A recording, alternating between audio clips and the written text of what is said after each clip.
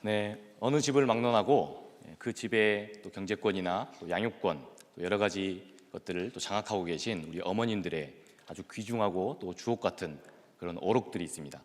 저희 집에도 여느 집과 다름없이 저희 어머님의 아주 소중한 어록들이 몇 가지가 있습니다. 그 첫 번째 어록은 미운 것들은 계속 미운 짓만 한다라는 어록입니다. 사진을 좀 한번 잠깐 보겠습니다. 여기 보시면 왼쪽에 있는 친구가 제 어릴 적 모습입니다. 왼쪽에 있는, 그리고 오른쪽은 저희 위에는 큰딸, 그리고 밑에는 저희 아들입니다. 다 제 사진이 아니고요.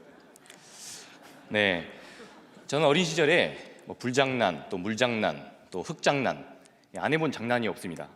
그래서 항상 어디를 가든지 그 장소를 10분 안에 이렇게 초토화시키는 그런 특별한 능력을 갖고 있었습니다. 그런데 저희 아이들도, 그 유전자가 어디를 가겠습니까? 저희 아이들도 어디를 가든지 그곳을 초토화시키는 능력이 있습니다. 제가 항상 우리 또 교육부에 계신 우리 전도사님들이 항상 감사하고 죄송하고 그런 마음입니다. 그리고 두 번째 어록이 있습니다. 저희 어머님의 두 번째 어록은 먹을 것은 유통기한이 어느 정도 조금은 며칠 지나도 먹어도 죽지 않는다라고 하는 어록입니다. 저희 집, 제가 상당교회 부임하고 나서 간혹 저에게 목사님 살 좀 찌십시오 라고 그렇게 말씀하시는 성도님들이 계십니다. 그런데 저희 집은 유전적으로 저희 아버님을 제외하고 입이 다들 짧습니다. 그래서 음식을 먹으면 금방 그만두고, 그래서 저희 어머님도 본인이 이렇게 음식을 드시는 걸 별로 좋아하지 않으시기 때문에 유통기한이 지나는 것에 좀 무감각하십니다. 그래서 제가 가끔 이거 유통기한이 다 지나버렸는데 하고 이거 버려야겠다 그러면 야, 그거 내비둬. 좀 이따 아빠 오실 거야. 그거 먹어도 안 죽는다고 말씀을 하십니다. 여러분, 그런데 저희 아버님하고 어머님이 이렇게 사이가 안 좋으시고 절대 그렇지 않습니다. 저희 어머님은 믿음이 좋으신 겁니다. 목회자란, 저희 아버님이 목사님이신데, 목회자는 우리 하나님께서 그 건강을 돌보신다. 그러니 절대로 결코 건강을 상하게 하는 일이 없을 것이다. 그렇게 믿음을 갖고 계시는 겁니다. 그래서 저는 이 광경을 종종 지켜본 터라 저희 아내가 가끔 저에게 먹을 걸 주면 저는 유통기한부터 먼저 확인을 하고 이렇게 먹는 버릇이 있습니다. 마지막으로 저희 어머님의 가장 확실한 어록은 지나놓고 보니 다 우리 하나님의 은혜였더라 라고 하는 그런 어록입니다. 이것은 바로 믿음으로 승부수를 던지며 그렇게 인생을 살아본 성도만이 고백할 수 있는 그런 어록입니다. 실제로 목회자 가정의 특권은 하나님 뜻대로 사는 그 가정을 우리 하나님께서 어떻게 돌보시고 먹이시고 또 입히시는지를 지켜볼 수 있는 것이 특권입니다. 그리고 또 어려운 상황에서 믿음의 성도가 그 말씀에 붙들려서 살아갈 때에 어떻게 삶의 소망을 얻고 그 힘으로 꿋꿋하게 살아가는지를 지켜볼 수 있는 것이 어떤 특권입니다. 수많은 성도님들의 그 삶을 지켜보시고 또 저희 어머님이 또 목회자 3호로 그렇게 살아가시면서 그렇게 경험하신 그 신앙의 고백이 이렇게 터져 나온 것이라고 생각할 수 있겠습니다. 그때는 정말 앞이 깜깜하고 너무나 답답하고 사방이 꽉 막힌 것 같더라. 그런데 말이다 아들아, 지나놓고 보니까 그 과정도 다 필요했던 것이고 또 우리 하나님께서 예비하신 그 은혜를 위함이었더라. 이것이 저희 어머님의 고백입니다. 여러분, 이 고백이야말로 믿음의 사람만이 가질 수 있는 그러한 틀림없는 특권입니다. 신앙인도 비신앙인에게도 여전히 삶에서 어려운 상황은 똑같이 직면하게 됩니다. 그러나 이 성도는 그 어려움 중에서도 그러한 현실 이면에 깊이 역사하시는 우리 하나님의 손길을 느낄 수 있는 겁니다. 이것이 바로 하나님을 제대로 믿는 자가 누릴 수 있는 은총입니다. 그래서 신학자 파울 틸리라고 하는 사람은 기독교 영성을 정의할 때 이렇게 말을 했습니다. 신앙의 영성이란 인생의 모호함을 극복할 수 있는 능력이다. 인생의 모호함을 극복할 수 있는 능력이다. 삶을 살다 보면 모호한 일이 생깁니다. 착한 사람이 항상 거기에 상응하는 상을 받고 또 잘못하는 사람들이 벌을 받는 게 아니라 그 거꾸로일 때가 있다는 겁니다. 우리의 인생은 도덕교과서처럼 그렇게 착착 아구가 맞아 떨어지지 않습니다. 또 착한 사람이 억울한 일을 당하는가 하면 성실하게 사는 자가 늘상 어려움을 겪는 것만 같습니다. 누구나 늘 기쁜 일이 있기만을 소망하지만 때로 우리의 인생에는 오히려 슬픔과 고난이, 그리고 이것이 한 번에 찾아오기 때문에 사람이 여기에 무너지는 것입니다.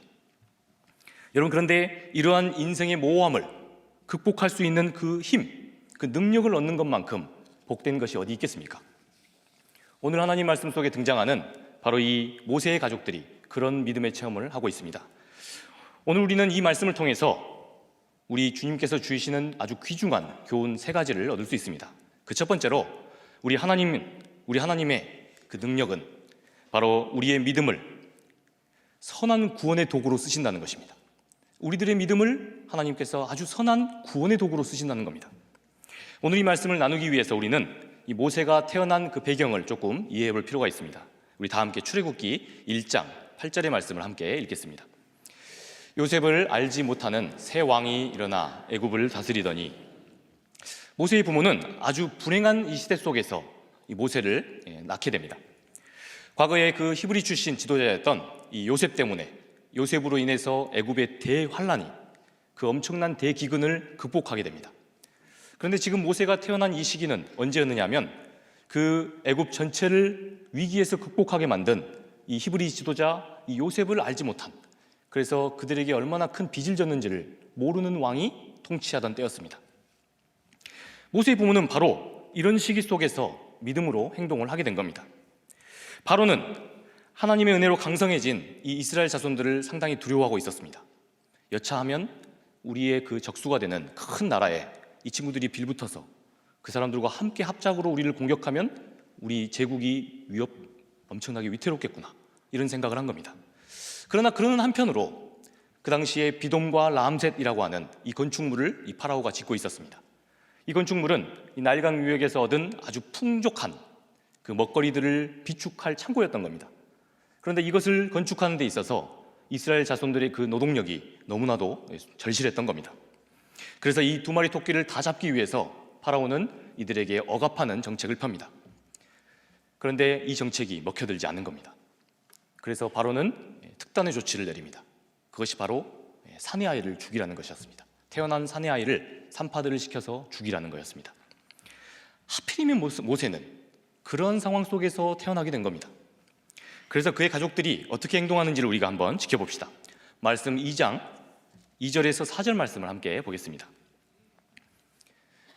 그 여자가 임신하여 아들을 낳으니 그가 잘생긴 것을 보고 석 달 동안 그를 숨겼으나 더 숨길 수 없게 되매 그를 위하여 갈대 상자를 가져다가 역청과 나무 진을 칠하고 아기를 거기 담아 나일 강가 갈대 사이에 두고 그의 누이가 어떻게 되는지를 알려고 멀리 섰더니, 아멘.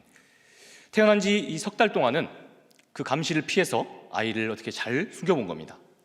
아마도 제 또래가 되어서 우리 제 또래 집사님들은 아마 좀 이게 의아한 그런 생각이 드실 겁니다. 아이는 태어난 지 석 달까지 굉장히 심하게 옵니다. 어떻게 그런데 아이를 용케도 잘 숨겼냐? 오히려 그 나중에 더 숨기기가 좋은 게 아닌가? 우리는 과학시대를 살고 있기 때문에 아주 합리적으로 이런 질문을 던질 수 있습니다.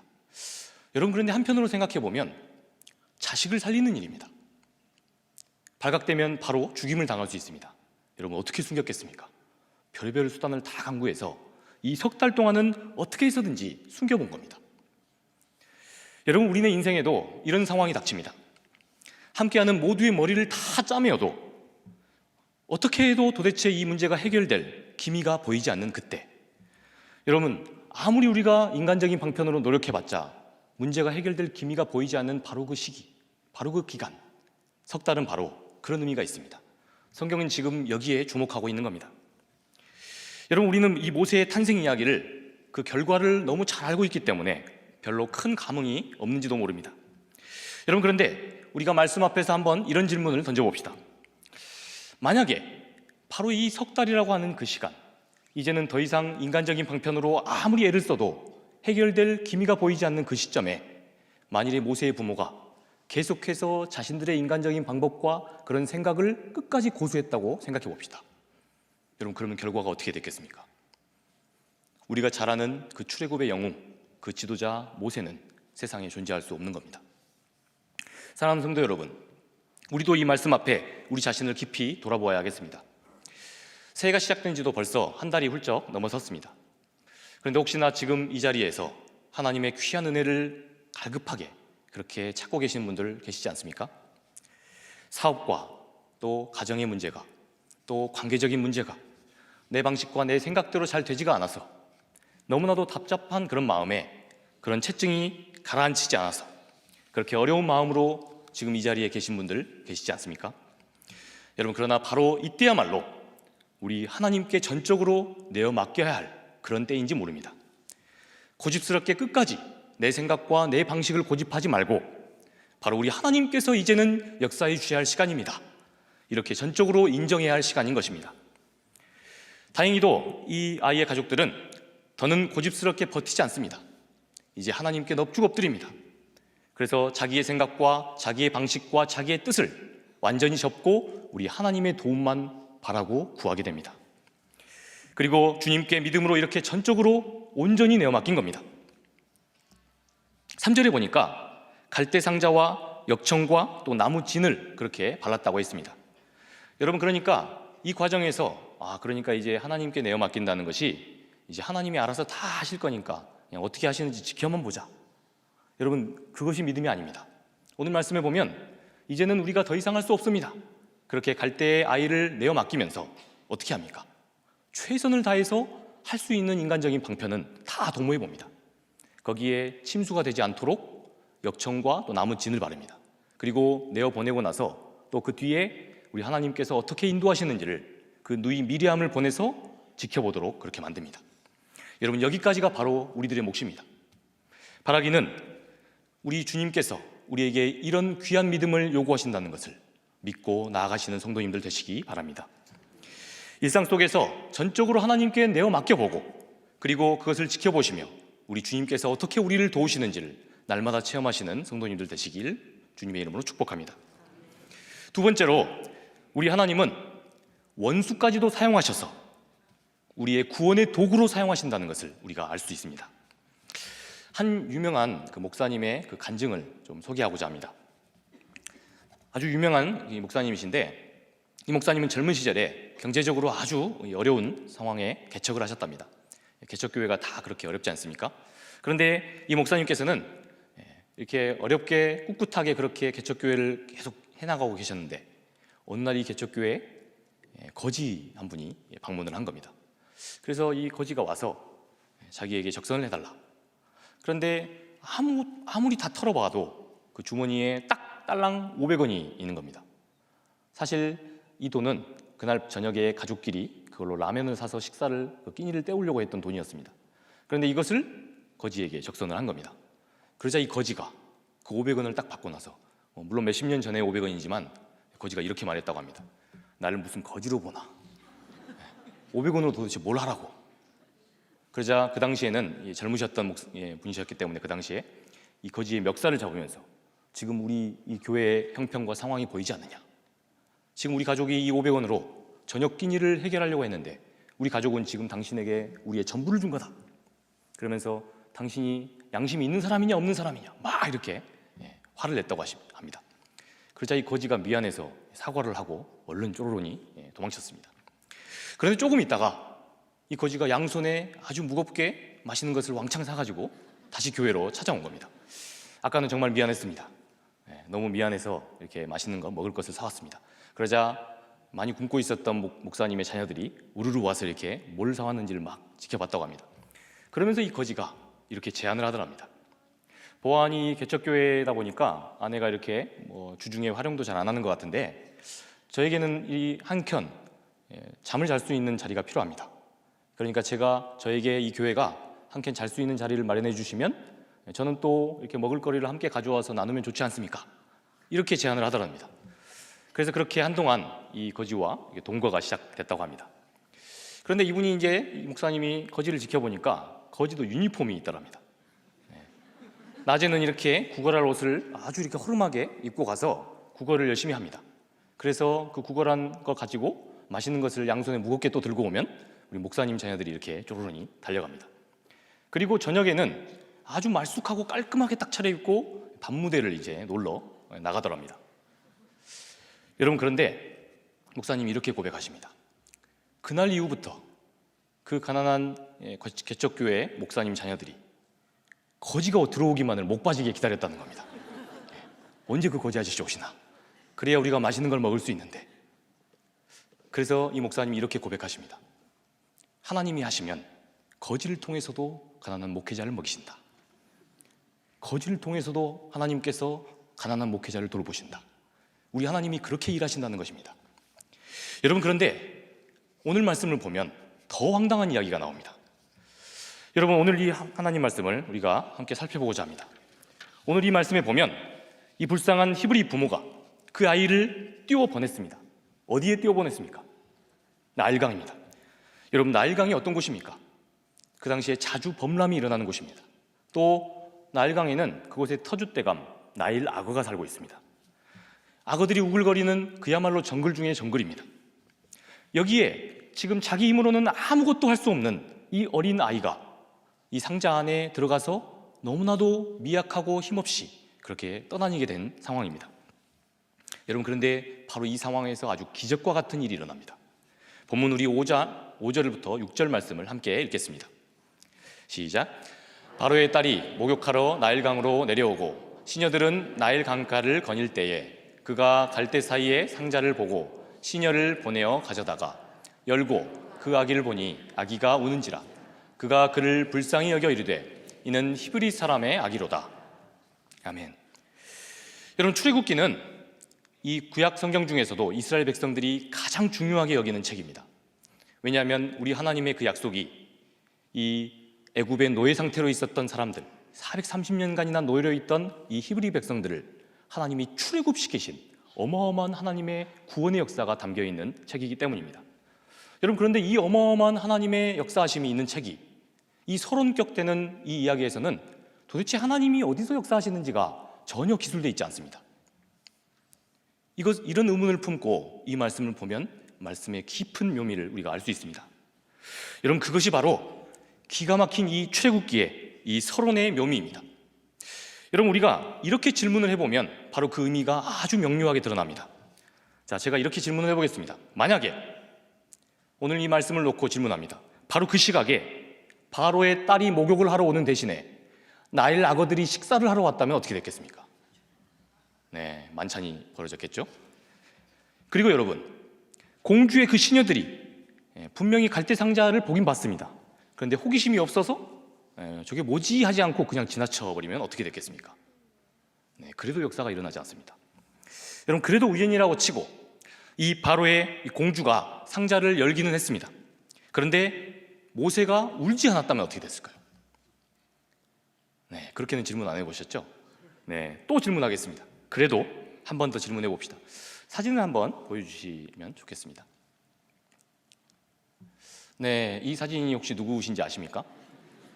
네, 작년 리트릿에 지금은 이제 우리 과거에 이미 담임 목사가 나가신 우리 권문찬 목사님이 홈그라운드가 됐지만 작년에 우리 목회자들이 부산으로 리트릿을 갔습니다. 거기 이 부산 바다에서 우리 전라도 출신 중에 상남자 스타일의 우리 이근우 목사님 사진입니다. 제가 너무도 이렇게 멋지게 서 계셔가지고 사진을 몇 장 이렇게 찍었습니다. 여러분, 그런데 저도 역시 전라도 출신입니다. 전라도에는 이렇게 이근우 목사님처럼 상남자 스타일도 있고 저 같은 보통 남자 스타일도 있습니다. 여러분, 그런데 이 바로의 딸이 위험 있는 그 왕의 딸답게 정말 카리스마가 넘치는 상전라도 남자 같은 스타일이었다면 여러분 어떻게 됐겠습니까? 그 상자를 딱 발견하고 아이가 우는 모습을 딱 보자마자 이렇게 전라도 상남자 스타일로 이렇게 말했다고 생각해 봅시다. 왜냐면 저거 무엇이냐? 히브리 얼마네? 우리 아버지가 짜들 다 죽이라 그랬는데 아이 한 놈이 살아있어야 아이 모시가 요 거시기 좀 갖다 죽여라. 여러분, 이렇게 됐으면 어떻게 됐겠습니까? 여러분, 그러니까 지금 이 출애굽기 말씀에서 지금 이 사건들 하나하나는 결코 우연이 아닙니다. 지금 우리 하나님께서 정확한 그 타이밍에 파라오의 공주를 보내신 겁니다. 게다가 그 공주의 마음에 그 아이를, 우는 아이를 보자마자 모성애가 들게 만드신 겁니다. 지금 이 모든 상황을 우리 하나님께서 구원의 서사로 인도하고 계시다고 출애굽기는 그 이면의 하나님을 이야기하고 있는 겁니다. 여러분, 그 다음에 7절부터 9절 말씀 우리 함께 읽어보겠습니다. 시작. 그의 누이가 바로의 딸에게 이르되 내가 가서 당신을 위하여 히브리 여인 중에서 유모를 불러다가 이 아이에게 젖을 먹게 하리이까. 바로의 딸이 그에게 이르되 가라 하매 그 소녀가 가서 그 아기의 어머니를 불러오니 바로의 딸이 그에게 이르되 이 아기를 데려다가 나를 위하여 젖을 먹이라. 내가 그 삭슬을 주리라. 여인이 아기를 데려다가 젖을 먹이니. 여러분, 이 대목을 지켜보면 정말 소름이 돋을 정도로 그렇게 전율이 돕니다. 여러분, 하나님께서 일하시는 역사를 보십시오. 하나님께 내어 맡겼을 때 바로 이런 놀라운 구원의 역사가 일어나는 것입니다. 하나님이 역사하시면 그 위기의 때 원수의 딸이 도리어 그를 돌보는 돌보미가 됩니다. 여러분, 그뿐입니까? 지금 죽음의 위기 그 문턱 앞에 있었습니다. 그래서 지금 자녀를 완전히 잃어버릴 뻔했습니다. 그러나 그런 상황이 우리 하나님의 역사로 완전히 역전됩니다. 제 자녀의 젖을 먹이면서 도리어 그 삭슬 받는 그런 놀라운 은총의 주인공이 되는 겁니다. 사랑하는 성도 여러분, 우리 하나님께서 이렇게 일하시는 분이십니다. 우리는 바로 이런 하나님께 붙들려 살아가는 그런 성도입니다. 그러니 여러분, 우리가 그 무엇을 두려워하겠습니까? 바라기는 우리들의 일상의 순간순간들을 늘상 역전시키시면서 절망에 빠져있는 성도들에게 새로운 활력과 힘을 주시는 그 여호와 하나님, 우리의 원수조차도 우리의 구원의 도구로 활용하시는 그 주님께 붙들려 살아가시는 믿음의 성도님들 되시길 주님의 이름으로 축복합니다. 마지막으로 우리는 이 말씀 속에서 우리 하나님이 우리의 보잘것없는 그러한 작은 일상조차도 구원의 도구로 활용하신다는 것을 알 수 있습니다. 여러분, 우리 말씀 10절 말씀을 함께 보겠습니다. 시작. 그 아기가 자라매 바로의 딸에게로 데려가니 그가 그의 아들이 되니라. 그가 그의 이름을 모세라 하여 이르되 이는 그가 그를 물에서 건져내었음이라 하였더라. 아멘. 여러분, 위기 중에서 육아 수당을 받아가면서 양육한 그 부모는 자기 아이를 이제 바로의 아들로 보내게 됩니다. 그러자 이 바로의 딸이 이 아이의 이름을 뭐라고 지었다고 했습니까? 모세라고 지었습니다. 우리가 앞서 살펴보았듯이 바로의 딸은 아주 우연처럼 지나가다가 이 불쌍한 히브리 아이를 주워다가 그 아이를 자기가 물에서 건져냈기 때문에 뭐라고 이름을 지은 겁니까? 모세, 건져내다, 구원하다라는 의미로 모세라고 지은 것입니다. 여러분, 모세라는 그 이름의 뜻은 방금 제가 설명한 것처럼 그대로 건지다라는, 구원하다라는 뜻입니다. 여러분, 하나님을 모르는 이 바로의 딸은 그저 우연 같은 사건에 자기가 그렇게 그 아이를 주었기 때문에, 그래서 그렇게 자기가 구했다 그러면서 구하다라는 뜻으로 모세라고 그렇게 이름 지은 겁니다. 여러분, 그런데 훗날 역사가 어떻게 됩니까? 얼떨결에 지어진 그 모세라고 하는 그 이름, 그것은 훗날 이 아이의 하나님의 놀라운 그 구원의 역사를 일으켜 나가는 바로 자신의 정체성이 됩니다. 아주 우연과 같이 그렇게 이름 지어진 그 아이의 이름, 그런데 출애굽기는 지금 뭐라고 이야기하고 있는 거냐면 바로 이것이 누구의 역사라는 겁니까? 바로 우리 하나님께서 우연과도 같은 이 사건을 통해서 하나님의 그 놀라운 구원의 역사를 지금 그 시작을 열고 계시다는 것입니다. 여러분, 우연히 아이 하나가 물에 떠다니다가 지체 높은 그 공주에 그에게 건져져서 구하다라는 이름으로 세상을 살았더랍니다. 이렇게 이야기를 끝내는 게 아닙니다. 그것을 목적으로 이렇게 쓰고 있는 게 아닙니다. 오히려 이런 평범한 한 사람의 그 일대기, 바로 그러한 우연과 같은 그런 사건을 통해서 우리 하나님께서 놀라운 구원 사역을 일으키신다, 바로 이것을 이 말씀이 고백하고 있는 것입니다. 여러분, 이처럼 그저 평범한 그 일상으로 보이는 이 사건 속에서 우리 하나님의 아주 크고 원대한 구원의 사역을 우리는 목격할 수 있습니다. 여러분, 그러므로 오로지 우리 하나님의 뜻만이 바르게 서게 되어 있습니다. 믿음 안에서 우리들의 크고 작은 그 일상들은 결국 합력하여서 우리 하나님의 구원 사역을 완성합니다. 여러분, 우리들의 성도의 일생도, 성도의 그 소소한 일상도 마찬가지입니다. 지난 한 주간도 우리들은 일상의 소소한 그런 별것도 아닌 것 같은 시간들을 우리는 보내왔습니다. 그러나 하나님은 오늘도 우리가 그저 우연처럼 아무것도 아니고 별것 아닌 것 같은 그런 흘려보내는 그런 시간, 그 시간 조각조각들을 모으십니다. 그리고는 하나님의 그 원대하고 놀라운 그 구원의 사역에 그 재료로 하나님 요긴하게 쓰십니다. 그런 의미에서 믿음으로 살아가는 우리 믿음의 성도의 일상은 단 한순간도 결코 버려지는 게 없습니다. 그 모든 순간의 일상이 하나님의 크고 원대한 그 구원의 때를 위하여 지금부터 철저하게 준비되고 예비되고 있는 것입니다. 그래서 여러분, 우리 개혁교회 전통의 아주 최고봉이라고 일컬어지는 이 선구자가 있습니다. 장 칼뱅이라고 하는 종교개혁자는 죽기 직전에 제네바 사람들에게 이런 별명으로 불렸습니다. 살아있는 무덤이다. 움직이고 돌아다니는 종합병원이다. 그 사람은 관절염, 위궤양, 또 치질, 결석, 늑막염, 거기다 악성, 이 결핵까지 이것들이 합병증으로 그렇게 한데 어우러져 있었습니다. 그런데 그런 칼뱅이 지금 죽음을 문턱에 앞에 두고 이렇게 고백했습니다. 지금 내가 지옥에 들어간다 할지라도 우리 하나님께서는 영광 받으셔야 한다. 지금 내가 당장 지옥 불구덩이에 들어갈지라도 우리 하나님께서는 영광을 받으셔야 한다. 그렇게 고백했습니다. 이런 믿음의 눈으로 말씀 안에서 하나님이 어떻게 주권적으로 역사하시는지를 들여다보는 사람은 이런 고백을 할 수 있는 겁니다. 그러므로 아픈 것은 아픈 대로, 그리고 슬픈 것은 또 슬픈 대로, 만일에 우리 주님께서 우리의 일거수일투족 모든 이 세계 역사를 이끄신다고 믿는 사람은 그 아픈 것 역시도 슬픈 것 역시도 거기에 따른 하나님의 은혜가 있습니다. 여기에도 우리 주님의 은혜가 있음을 간곡히 고백할 수 있게 되는 겁니다. 우리들 그 모든 일상의 그 순간이 우리 하나님이 이루시는 큰 구원의 재료로 쓰인다고 믿으면 이보다 더 크고 복되고 행복한 일이 어디 있겠습니까? 그러므로 사랑하는 상당히 성도 여러분, 성도의 인생이 아무리 힘들고 또 어려운 일을 만난다 할지라도 결국 끝날 때까지 결코 끝난 게 아닙니다. 바라기는 인생의 어떤 그 상황 속에서도 우리 하나님의 그 구원의 때 우리의 그 너무나도 초라하게 보이는 그 일상의 소중한 순간들이 우리 주님의 구원 계획에 쓰인다는 믿음으로 담대하게 살아가시는 상당의 성도 여러분 되시기를 주님의 이름으로 축복합니다. 함께 기도하시겠습니다. 사랑과 은혜의 주님, 우리의 작은 일상도 우리가 무의미하게 여기며 절망으로 여기는 그 순간마저도 늘 선하게 사용하시어 주님의 귀한 뜻을 이루어 주시니 참으로 감사합니다. 우리와 늘 동행하시는 성령 하나님, 어렵고 힘든 상황은 그 상황대로, 또 기쁘고 복된 순간은 그 순간대로 늘 하나님께서 선하게 그렇게 이끌어가고 계심을 믿고 또한 그 믿음의 눈으로 보게 하여 주시옵소서. 또 주어진 한 주간의 삶을 주님의 자녀답게 용기 있게 살아갈 수 있도록 역사하여 주시옵소서. 우리와 늘 동행하여 주시는 우리 구주 예수 그리스도의 이름으로 기도합니다. 아멘.